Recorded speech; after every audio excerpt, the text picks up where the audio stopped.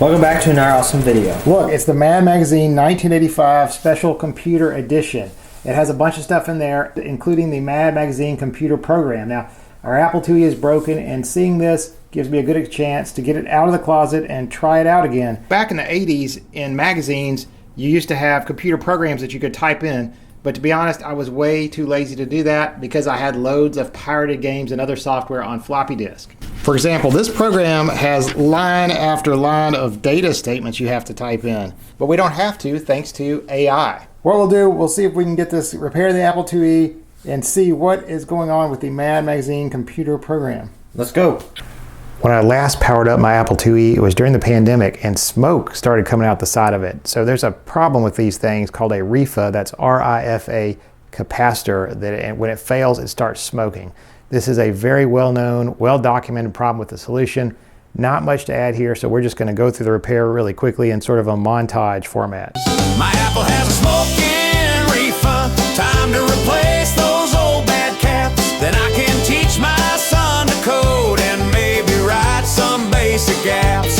Gonna look inside and fix it. Doesn't look that hard to me.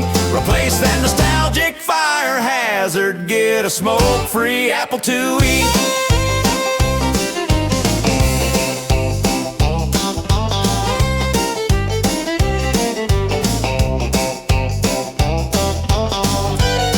So now the Apple IIe is back together. The question is, how do we get our program from the PC onto an Apple floppy disk?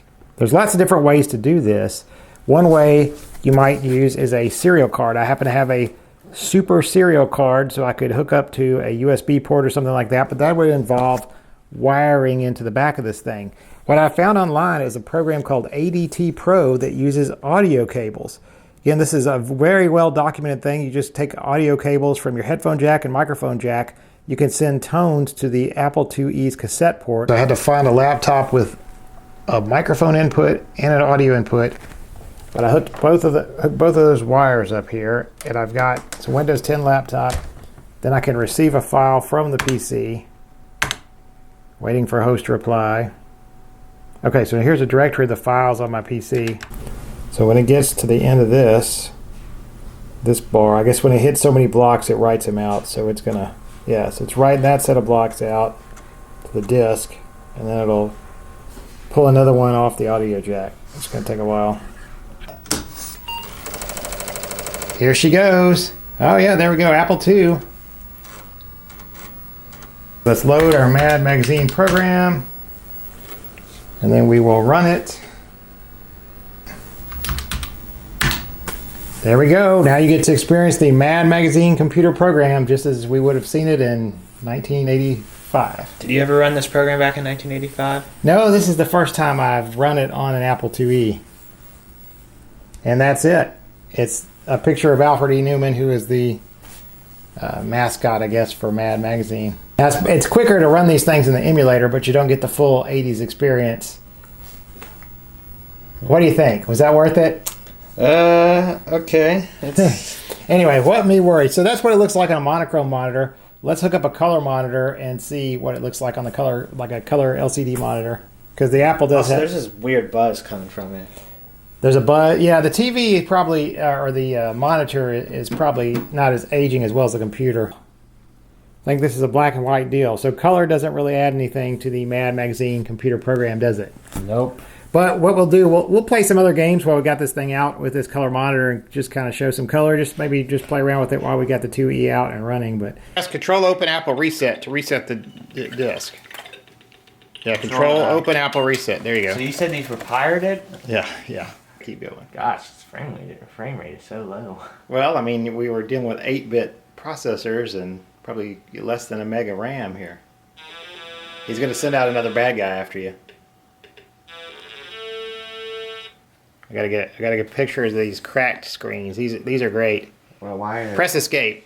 Special thanks to the Time Lord and Apple Rebel. Black Market, 1615 377 6929. That's the phone number of a BBS, I'm sure. What's a BBS?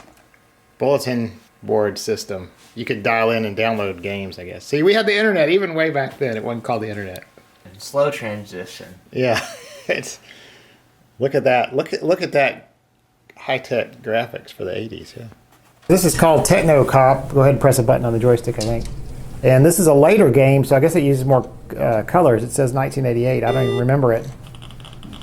Turbo, Rams, Cannon, and Nuke. A nuke. So during this project, I learned something new about AI. So when I was scanning this, or I actually cut off one of the numbers, and then I looked and found that Google Gemini had put it back in. It's like, wait a second, how did it know the right number of this data statement to put in? So I clicked on sources and found a website that somebody had actually done this before. And what got me started on this is when I ran the program first, it looked bad. There were some lines, some jagged lines. So I started narrowing it down. I went back, found the sources, and noticed that guy's source was correct. So what Google Gemini did was it did the OCR on the stuff it could read, and for the stuff it couldn't, it filled in with somebody else's previous version. It went out and found somebody else who had converted this program to text and used that. So I ended up getting a version that was sort of mine and sort of theirs. And I think it was just some bad OCRing, but I ended up getting it working finally. But that was just an interesting tidbit about the way Gemini was working. I used AI to get the text of the program. Then I pasted that into the Apple IIe emulator. Then I saved that to a disk image, which I then used ADT Pro to send here using the audio jacks. What's on this disk is a disk I made in 1985, and with the addition of a Mad Magazine program that is from 2026.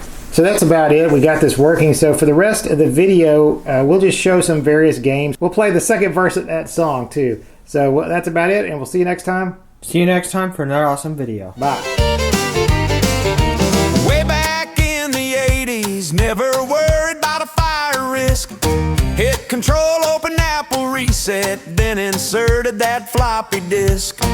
But now I'm a little nervous every time I turn it on. Will it beep and act normal, or is it just too far gone? My Apple has a smokin refund. Time to replace those old bad caps. Then I can teach my son to code and maybe write some basic apps. Gonna look inside and fix it. Doesn't look that hard to me. Replace that nostalgic fire hazard. Get a smoke-free Apple IIe.